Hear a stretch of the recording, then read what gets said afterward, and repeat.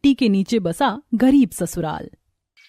माघ का महीना आधा गुजर चुका था। ठंड काफी ज्यादा बढ़ चुकी थी, जिसे देखकर पड़ोसी अपने घरों में गर्माहट देने वाला सुख साधन चलाकर नरम गरम रजाई में बैठे हुए थे।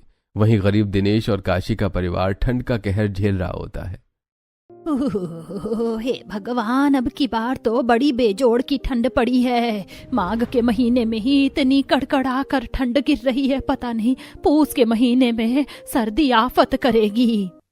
3-4 दिनों से मौसम काफी ज्यादा चेंज होने से सूरज भी मुंह नहीं दिख रहा था। वहीं आशा ठंडी मिट्टी के लेपन से चूल्हा पोत रही होती है, तभी जमीन के अंदर की मिट्टी ऊपर उभरी देखती है। अरे, कल ही तो मैंने इस जगह को मिट्टी से भरा था, आज फिर से चूहों ने मिट्टी खोद खोद कर बाहर निकाल दिया। एक तो इतनी ठंड में रोज रोज चूल्हा पोतने में हाथ पिघल जाते हैं, ऊपर से ये चूहे मिट्टी खोद देते हैं। दिन पर दिन रसोई मिट्टी में धंसती जा रही है। अरे आशा बहू, अभी तक तो चूल्हा ही पोत रही है। यहाँ सर्दी से आज तो बिछौना भी बर्फ की तरह ठंडा हो गया है, बिल्कुल गर्माई नहीं मिल रही। अब तो चाय पीकर ही थोड़ा राहत आएगा। तभी एक मोटा सा चूहा रसोई के जमीन में लगाई गड्ढे में से उछलता भागता हुआ सीधा बिस्तर पर से भागता है। दादी दादी, आपने देखा बिस्तर पर से कितना बड़ा सा मोटा सा चूहा गया। अरे बेटा, वो चूहा नहीं था बल्कि घुस था, घुस। और ये घुस जिस भी जमीन में गड्ढा लगाते हैं उस जमीन की नींव को कमजोर कर देते हैं। अरे ऊपर से हमारा तो ये मकान भी कितना पुराना और कच्चा हो चुका है। काशी की जमीन भी काफी अंदर धंसती जा रही है। इस मकान को मरम्मत की सख्त जरूरत है। दिनेश को मकान बनाने की बात करते सुनकर अब काशी कुड़कुड़ करने लगती है। हाजी, अभी एक तो वैसे ही घर में इतनी कंगाली छा रखी है कि पेट भरने को भी आफत हो रखी है, और तुम्हें मकान बनवाने की पड़ी है। अरे काशी, जब देखो तुम दाना पानी लेकर मुझ पर ही क्यों चढ़ जाती हो? और क्या गलत बोला मैंने? इस मकान को मरम्मत की जरूरत है। पहले ही भादों में छत टूट कर गिर चुकी है, और जिस हिसाब से ठंड में रोज रोज ओस गिर रही है, छत की घास भी सर्द गई होगी। दोनों के बीच में घर की कच्ची खराब हालत टूटी छत को लेकर काफी कहासुनी होती है। इतने में पड़ोसन शारदा मिठाई का डिब्बा लेकर चली जाती हैं। अरे कहाँ हो काशी बहन, यह लो लड्डू ले लो। अरे हे शारदा बहन, इतनी ठंड में तुम मेरे घर में चौखट पर क्यों खड़ी हो? अंदर तो आ जाओ, बहू चाय बना रही है, चाय पी करके जाना। तभी काशी के घर की दीवारों के अंदर जमीन में जाते गड्ढे लगे देखकर शारदा मुंह सिकोड़ लेती है। अरे नहीं नहीं बहन, मैं ऐसे किसी के घर का चाय पानी पीना पसंद नहीं करती। तुम जल्दी से लड्डू ले लो, मुझे बाकी घर में भी लड्डू बांटने जाना है। ओहो, मुझे तो बड़ी सर्दी सी लग रही है, पूरा रोम रोम सिहर गया। पता नहीं तुम्हारा परिवार इतनी ठंड में इस कच्चे झोपड़पट्टी में कैसे रहन सहन करता है। और तुम्हारे तो 2 बेटे हैं कमाने वाले, अब तो तुम मकान पक्का करवा ही सकती हो। शारदा काशी के घर की दुर्दशा देखकर भी जानबूझकर मकान पक्का करवाने को बोलबाजी मारती है, जिसे कंचन गुस्से से जवाब देती है। आंटी जी, अब क्या करें? हमारे पास आपके घर जितनी मोटी कमाई नहीं है ना। जब हमारे पास पैसा होगा तो हम भी अपने घर में काम लगवा लेंगे। काशी बहन, बुरा मत मानना, लेकिन तुम्हारी लड़की ना 1 नंबर की मुंहजोड़ है। जवाब तो इसके मुंह पर होता है। अरे मैं तो यहाँ अपने घर की खुशी में लड्डू बांटने आई थी। मेरे बेटे नितेश का रिश्ता लग गया, इसीलिए मैं तो तुम्हें यही सलाह दूंगी कि 2-4 लाख रुपए खर्च करके पहले मकान बनवा लो, फिर मैं तुम्हारे बेटे के लिए बढ़िया मोटी पार्टी देकर रिश्ता करवा दूंगी। अच्छा, मैं चलती हूँ। इतना बोलकर शारदा लड्डू देकर चली जाती है, लेकिन उसकी कही बात काशी के दिमाग में बैठ जाती है। भले ही शारदा के बोलने का तरीका थोड़ा कड़वा था, लेकिन बात उसने ठीक बोली है। आज की डेट में गरीब से गरीब लड़की वाला भी घर द्वार देखकर ही रिश्ता करता है। मैं तो कहती हूँ 2-4 लाख खर्च करके पहले मकान बनवा लेते हैं, उसके बाद हम प्रदीप की शादी धूमधाम से करेंगे। माँ, तुम भी किनकी कही बातों में आ रही हो? इन शारदा आंटी की तो आदत है, जहाँ कहीं मौका मिलता नहीं कि बस डींगे हाँकना शुरू कर देती है। और माँ जी, अब समय भी बदल चुका है। देवर जी का ऐसे कहीं रिश्ता करने से पहले हमें एक बार उनसे उनकी मर्जी भी पूछ लेनी चाहिए। क्या पता उनके जीवन में पहले से ही कोई लड़की हो। अरे इतनी देर हो गई, इंतजार करते करते पता नहीं अंजलि कहाँ रह गई, अभी तक नहीं आई। क्यों नहीं आई? ठंड में रोड पर खड़ा प्रदीप अपनी गर्लफ्रेंड अंजलि का वेट कर रहा होता है। सर्दी की वजह से पूरे सड़क पर सन्नाटा छाया हुआ था। तभी कोहरे में एक महंगी सी गाड़ी आते हुए दिखती है। गाड़ी का शीशा नीचे करते हुए अंजलि कहती है, प्रदीप, जल्दी से गाड़ी में आकर बैठ जाओ। अरे तो आ ही गई मेरी लेट लतीफ मोहतरमा जी। इस बंदे पर थोड़ा तरस तो खा लिया करो। इतनी कड़कड़ाती ठंड में पिछले 2 घंटे से तुम्हारा वेट कर रहा हूँ। थोड़ा और अच्छे तरीके से लेट लग जाती तब तक आती जब मेरी कुल्फी जम जाती सड़क पर खड़े होकर। अच्छा सॉरी ना बाबा, माफ कर दो मुझे प्लीज। और अपनी पसंदीदा लड़की के लिए थोड़ा वेट तो कर ही सकते हो। एक्चुअली मैं ऑन टाइम घर से निकल रही थी, लेकिन डैडी ने मुझे ब्रेकफास्ट के लिए रोक लिया था। चलो कोई बात नहीं। वैसे हम कहाँ जा रहे हैं? बस थोड़ा सा पेशेंस रखो, अभी पता चल जाएगा।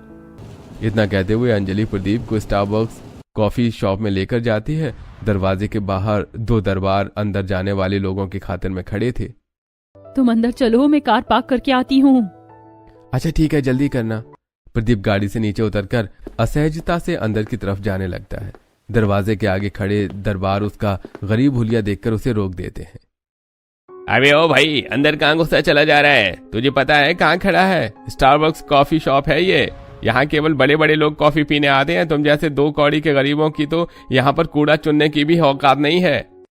उस दरबान के जलील करने पर प्रदीप को शर्मिंदगी महसूस होती है। उन दोनों को खराब लहजे में प्रदीप से बात करते देखकर अंजलि को काफी ज्यादा गुस्सा आ जाता है।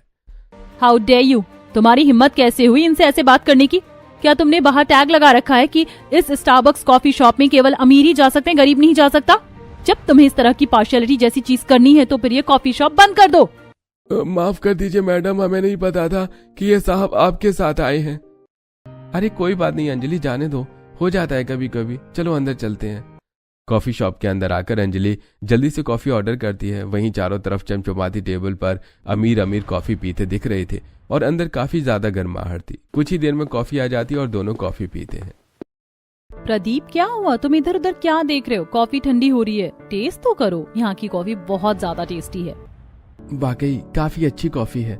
पैसे खर्च करने पर क्या चीज अच्छी नहीं मिलती। और एक हम जैसे गरीबों की जिंदगी देख लो, सारी जिंदगी 2 वक्त की रोटी कपड़ा और मकान जोड़ने में ही गुजर जाती है।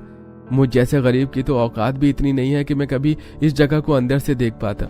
ये तो तुम्हारी बदौलत में यहाँ बैठकर कॉफी पी रहा हूँ। अंजलि, तुम्हारे पापा ने अपनी जिंदगी में सब कुछ हासिल कर रखा है, इतना बड़ा बंगला बनवा रखा है, और तुम अपने पिता की इकलौती बेटी हो।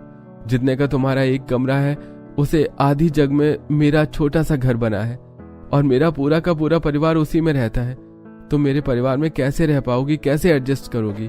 ऐसा कहते हुए प्रदीप अपनी गरीबी के चलते अंजलि के आगे काफी ज्यादा अनकंफर्टेबल हो जाता है। प्रदीप, मैंने तुमसे तुम्हारी गरीबी देखकर नहीं बल्कि तुम्हारा दिल देखकर प्यार किया है। और रही बात गरीबी की, तो मेरी बस इतनी इच्छा है कि शादी होकर जब मैं तुम्हारे घर में आऊं तो मेरे ससुराल में हर एक लोग हमें एक्सेप्ट कर ले। क्योंकि घर मकान तो फिर भी बन जाता है, लेकिन सबसे ज्यादा मुश्किल है एक परिवार के दिल में जगह बना पाना। अंजलि की फैमिली क्यों लेकर चलने की सोच देखकर प्रदीप की चिंता खत्म हो जाती है। अंजलि, तुम जल्दी से अपने डैडी से हमारे रिश्ते को लेकर बात कर लो और मुझे भी बता देना कब मैं अपने परिवार को लेकर आ जाऊं।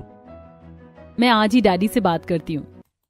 दोनों कॉफी पीकर रेस्टोरेंट से जाने लगते हैं कि तभी 2 टेबल छोड़कर मीटिंग के लिए बैठा अंजलि का अमीर पिता हरीश उन दोनों को एक साथ में देखकर गुस्से से भरकर घर आता है। अजीब बात क्या है, मैं देख रही हूँ आप जब से घर आए हैं कुछ भी बोल नहीं रहे हैं। और आज तो आपकी बिजनेस मीटिंग थी, मीटिंग अच्छी नहीं गई क्या? मीटिंग छोड़कर आया हूँ। मैंने अंजलि को एक 2 कौड़ी के गरीब लड़के के साथ कॉफी शॉप में देखा है। अरे माँ होते हुए इस चीज की खबर तुम्हें होनी चाहिए कि तुम्हारी लड़की किससे बात कर रही है, मिलजुल रही है। तुम्हें तो इसकी भनक भी नहीं है। मैंने सारा जीवन लगाकर ये दौलत, शोहरत, इज्जत कमाई है, ये बिजनेस खड़ा किया है। दिन को दिन नहीं समझा, रात को रात नहीं समझा। कभी भी मैंने अंजलि को बेटे से कम नहीं समझा, लेकिन मैंने कभी ख्वाब में भी नहीं सोचा था कि वो एक 2 कौड़ी के लड़के से दिल लगा लेगी। हरीश गुस्से में ऐसा बोल रहा होता है कि तभी अंजलि घर में आते हुए उसकी बातें सुन लेती है। कौन था वो 2 कौड़ी का गरीब लड़का? पापा, मैं आपको अपने और प्रदीप के बारे में बताने वाली थी। पापा, प्रदीप बहुत अच्छा लड़का है, मैं उससे बहुत प्यार करती हूँ। अंजलि, तुम्हें क्या लगता है कि वो 2 टके का लड़का तुम्हें खुश रख पाएगा? केवल प्यार से पेट नहीं भरता। जिस जगह में उसका परिवार रहता है वो कितनी गंदगी है। मुझे वो 2 कौड़ी का गरीब लड़का बिल्कुल भी पसंद नहीं है। और अगर तुझे करनी है तो मैं तेरी शादी उसे करवाने को तैयार हूँ, पर मेरी भी एक शर्त है। कैसी शर्त? शादी के बाद उसे घर जमाई बनकर रहना होगा और अपने गरीब परिवार से भी सारे रिश्ते नाते तोड़ना होगा। कह दो इसे गायत्री। अजी, आप कैसी बातें कर रहे हो? आज तक कोई दामाद ससुराल में घर जमाई बनकर रहा है, ये सही नहीं होगा। अंजलि अपने माता पिता को छोड़कर अपने प्यार को चुनती है। जहां मंदिर में शादी करके प्रदीप उसे अपने घर ले जाता है, जहां टूटी छत के अंदर आशा चूल्हा लगाकर रोटी बना रही बगल में बैठी काशी सब्जी काट रही थी। छत के छोटे छोटे छेद में से ओस बर्फ के टुकड़े बनकर अंदर आ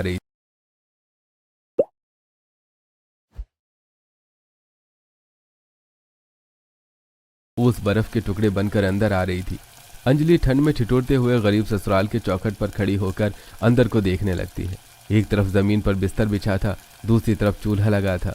सब्जी के छिलके बर्तन सब बिखरे हुए थे और ओस से भीगी छत भी चू रही थी।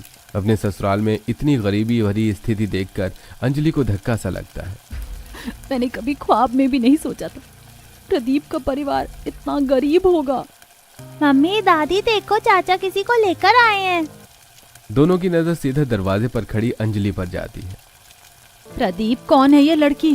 देखने से तो अच्छे घर परिवार के लग रही है। माँ, ये तुम्हारी बहू है। नमस्ते माँ जी। खुश रहो बेटी। क्या इसके माता पिता को पता है कि तुमने शादी कर ली? नहीं माँ, वो हमारी शादी के खिलाफ है। पर माँ, मैं अंजलि के बगैर नहीं रह सकता, इसलिए हमने शादी की। इतनी ठंड में कुड़कुड़ाता हुआ प्रदीप का बड़ा भाई दिवाकर भी आ जाता है।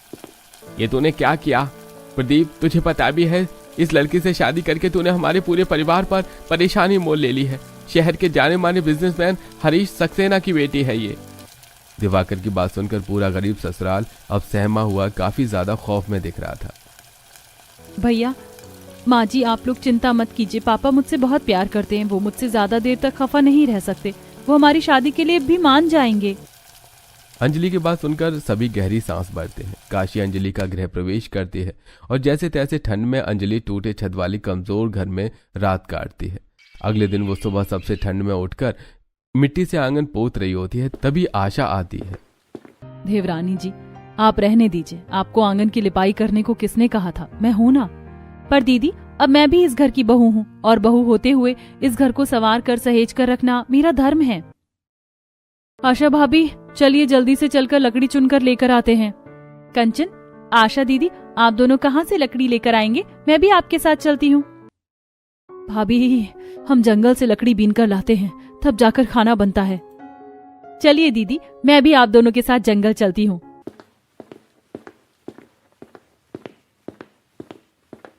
आशा भाभी देखो, इस गाय ने बछिया भी कर दिया, लेकिन इस तरीके से जमीन के अंदर मिट्टी में गड्ढा करके क्यों बैठी है? इसको ठंड लग रही होगी। कंचन, हमारे मुकाबले जीव जंतु की खाल मौसम के हिसाब से ढल जाती है। ठंड के मौसम में जानवरों को जमीन के अंदर मिट्टी में गर्माहट मिलती है, इसीलिए वो जमीन में गड्ढा करके रहते हैं। अंजलि बड़े प्यार से उस गाय के बछिया को देखती है जिसे गाय जीभ से चाटकर प्यार जता रही थी। थोड़ा और आगे चलकर आने पर अंजलि को एक बसवारी दिखती है, जहां उसे जमीन में जाते हुए मिट्टी के अंदर एक गहरा मांदा दिखाई देता है। जेठानी जी, ये जमीन के अंदर इतना बड़ा गड्ढा किसने कर रखा है? ऐसे तो इस जंगल के जीव जंतु इसके अंदर जाकर फंस जाएंगे। हमें इस गड्ढे को भर देना चाहिए। अंजलि ऐसा कहते हुए मांद की तरफ बढ़ने लगती है। तभी उसमें से तेंदुए का दूध पियाऊ बच्चा चलकर बाहर निकलते दिखता है। तेंदुए का बच्चा देखकर कंचन, आशा खौफ से भर जाती हैं। आशा भाभी, इस बसवारी के अंदर तो तेंदुए ने मांद लगा रखा है, कहीं इसकी माँ बाहर ना निकल जाए। चलिए यहाँ से चलते हैं। हाँ चलो, हम जंगल के दूसरे हिस्से से लकड़ी बीन लेंगे। देवरानी जी चलिए। तीनों डरते डरते पैर दबाकर जमीन के मिट्टी के अंदर जाते मांद से आगे आ जाती हैं, जहां ठंड में ठिठुर कर ओस से भीगी लकड़ी को बीन कर उसकी गठरी लेकर घर आ जाती हैं, जहां अंजलि सभी को पूरे दिलों से मन से पहली रसोई में पूरी सब्जी बनाकर सबको खिलाती है। बहुत ही खस्ता पूरी सब्जी बनाई है तुमने। अरे ठंड के मौसम में ये पूरी पकवान खाकर तो मन खुश हो जाता है। पापा जी, और पूरी लीजिए ना। अरे नहीं बहू, सारी पूरी अपने ससुर की थाली में ही दे दोगी तो तुम खुद क्या खाओगी? ये लो, खा लो। काशी अपने हाथों से कौर बनाकर अंजलि को खिलाती है, जिससे उसकी आंखों में खुशी के आंसू आ जाते हैं। तो वहीं दूसरी तरफ गायत्री हरीश के लिए गर्मा गर्म खाना बनाकर लाती है। अजी चलिए, उठकर जल्दी से खाना खा लीजिए। सब चीज आपके मनपसंद की बनाई है।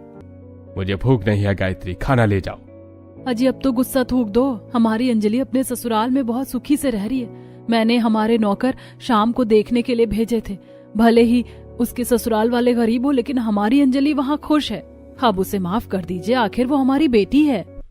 अरे वो तो मेरे लिए सदा सदा के लिए उसी दिन मर गई जिस दिन वो उस 2 टके के लड़के के लिए अपनी बाप की चौखट लांग कर चली गई। मैं उनकी ईंट से ईंट बजा के रख दूंगा। अपनी झूठी शान और इज्जत में चूर होकर हरीश अपनी अमीरी के दम पर दाव पेच लगाकर गरीब ससुराल वालों से उनकी जमीन जब्त कर लेता है। कुछ दिन बाद, अरे पापा जी आप यहाँ? नमस्ते। माँ, भाभी अंजलि के पिता हैं। अरे समधी जी, आप चौखट पर बाहर क्यों खड़े हैं? भीतर तो आइए। आशा बहू जल्दी से नाश्ते पानी की व्यवस्था करो। तभी ठंड में थरथराते हुए अंजलि घास लेकर आती है। पापा, आप यहाँ पर? मुझे पता था आप ज्यादा दिन मुझसे नाराज नहीं रहेंगे, मुझे माफ कर देंगे। अंजलि मेरी बच्ची, ये ख्याल रखा है तुम लोगों ने मेरी बेटी का? आज तक उसने खुद से एक गिलास पानी भी नहीं पिया और तुम लोगों से इतनी ठंड में घास मंगवा रहे हो। मैं अपनी बेटी को हमेशा के लिए लेने आया हूँ।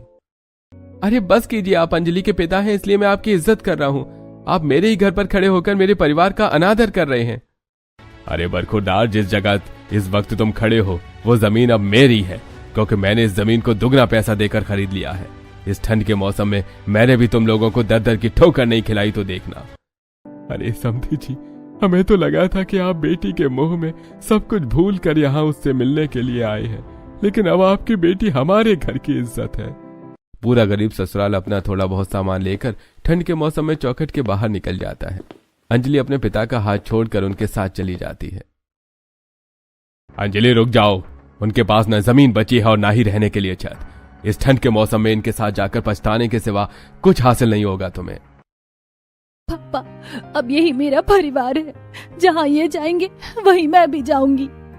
बेचारे गरीब ससुराल वाले बरसती कड़कड़ाती ठंड के मौसम में मारे मारे फिरते हुए जंगल में आकर बैठ जाते हैं, जहाँ पेड़ों पत्तों पर जमी हुई ओस की बूंदें बरसात की तरह चू रही थी।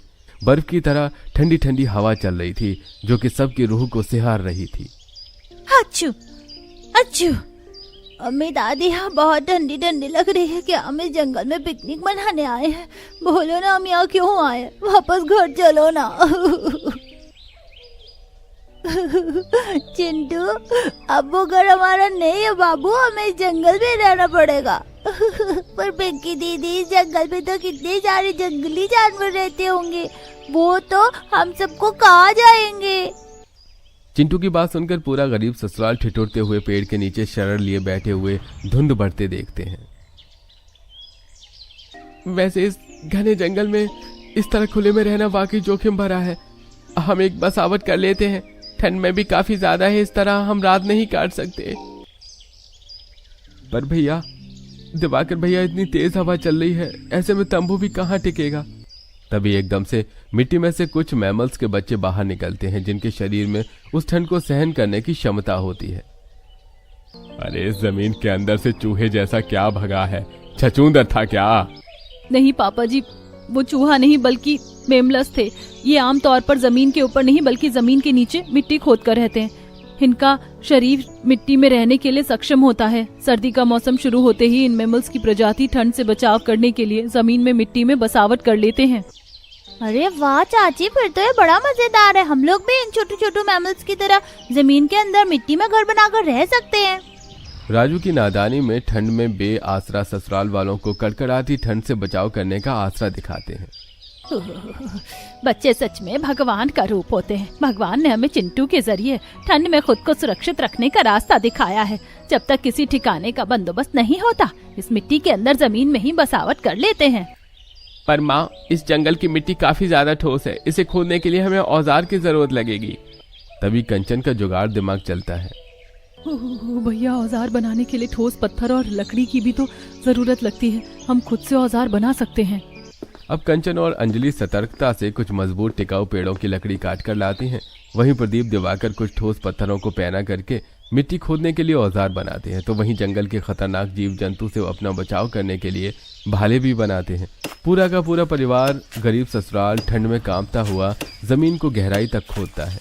देखते ही देखते रात गहरी हो जाती है और जंगल से सियार, हाथी, तेंदुए के दहाड़ने चंघाड़ने की आवाज आती है, जिससे सबका डर से कलेजा बैठ जाता है। ये जमीन धम धम कांप क्यों रही है? लगता है जानवर हमारी तरफ आ रहे हैं।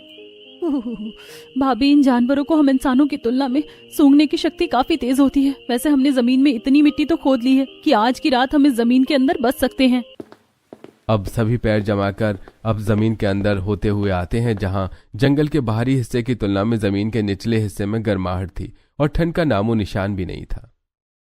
अरे वाह, इस मिट्टी के अंदर तो कितनी ज्यादा गरम गरम सा लग रहा है, जैसे कि हीटर चल रहा है। सचमुच बाहर तो ठंड कितनी लग रही है, मेरा तो कलेजा जम सा गया था। यहाँ राहत तो है। अरे लेकिन इसी जमीन। पूरा ससुराल कहर ढाती ठंड में मिट्टी के निचले हिस्से में बैठे बैठे सुबह करते हैं। तब सूरज की किरण फूटने पर धूप निकलती है। हल्की हल्की धूप में अब जमीन गर्म होती है और मिट्टी के नीचे बसे ससुराल वालों को थोड़ी गर्माहट मिलती है। सभी बाहर निकलते हैं। अच्छा, हम दोनों नदी पर जा रहे हैं, देखते हैं अगर थोड़ी बहुत मछली मिल गई तो मारकर बाजार में बेच कर आएंगे। दोनों भाई मछली पकड़ने की तलाश में भटकते भटकते आखिरी भाग में आते हैं, जहां धीरे धीरे जंगल में पड़ी धुंध साफ होती है।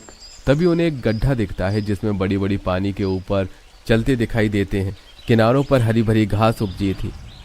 भैया देखो, इस गड्ढे में तो कितनी बड़ी बड़ी मछली हैं।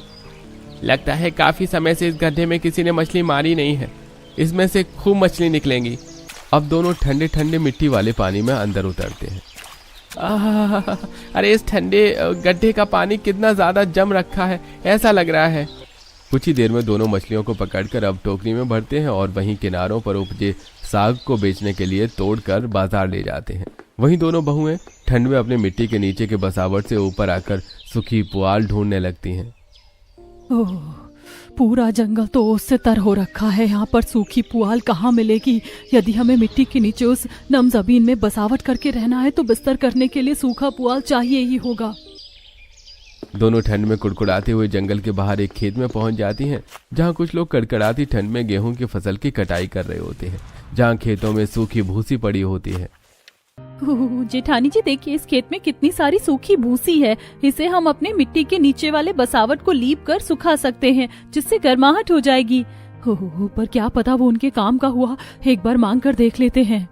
दोनों कांपते थरथराते हुए खेत के मालिक के पास आती हैं। भैया जी, अगर ये सूखी भूसी आपके काम की नहीं है तो क्या हम ले लें? हाँ हाँ बहन, तुम चाहो तो वैसे भी अभी मेरे खेत में आधी फसल कटाई के लिए बची हुई है। अगर तुम दोनों फसल कटवा पिटवा दोगी तो मैं तुम्हें थोड़ा अनाज और सूखी दे सकता हूँ। उस खेत वाले की बात दोनों को ठीक लगती है। अब दोनों ठंड में खेत की फसल काटते हैं, जिसमें सर्दी में उनके हाथ भी सुन्न हो जाते हैं। फिर दोनों फसल पीट कर अपना काम पूरा करती हैं, जिसके बदले में खेत का मालिक उन्हें काफी सारा अनाज पुले भी देता है, जिसके बोझे लेकर दोनों मिट्टी के नीचे बसे ससुराल में आती हैं, जहां काशी मिट्टी का चूल्हा बना रही होती है और कंचन कुछ जंगली सब्जियां तोड़कर ले आई होती है। भाभी, आप दोनों आ गई। ये देखिए, माँ ने चूल्हा बना दिया है और मैं कुछ सब्जी अभी तोड़कर जंगल से ले आई हूँ। मम्मी, मुझको बहुत जोर की भूख लगी है, जल्दी से खाना बनाकर दे दो, कल से कुछ नहीं खाया। हाँ मेरा लाल, बस अभी अभी मैं गर्मा गर्म खाना बना कर देती हूँ। अब दोनों बहू चूल्हा जोड़कर खाना बनाती हैं, वहीं कुछ हिस्से में पूले से बिस्तर लगाती हैं। इतने में दोनों के पति भी मछली बेचकर खाने पीने और गर्म कपड़े लेकर आते हैं। इसी तरह कुछ समय बीत जाता है। गरीब ससुराल वालों का ठंड में मिट्टी के नीचे बसावट करके रहन सहन जारी था। वहीं ठंड और भी ज्यादा बढ़ जाती है, जिससे धूप जरा भी नहीं निकलती, जिससे नीचे की मिट्टी नम ठंडक भरी रहने लगती है, जिसकी वजह से मिट्टी के नीचे रह रहे सभी जीव जंतु वहां से निकलकर ठोस पेड़ों में गड्ढा लगा लेते हैं। और वहीं काशी और दिनेश से सर्दी सहन नहीं होती, जिसकी वजह से वो बीमार पड़ जाते हैं। तब गायत्री और हरीश अपनी बेटी और उसके ससुराल वालों को ढूंढते हुए जंगल आते हैं।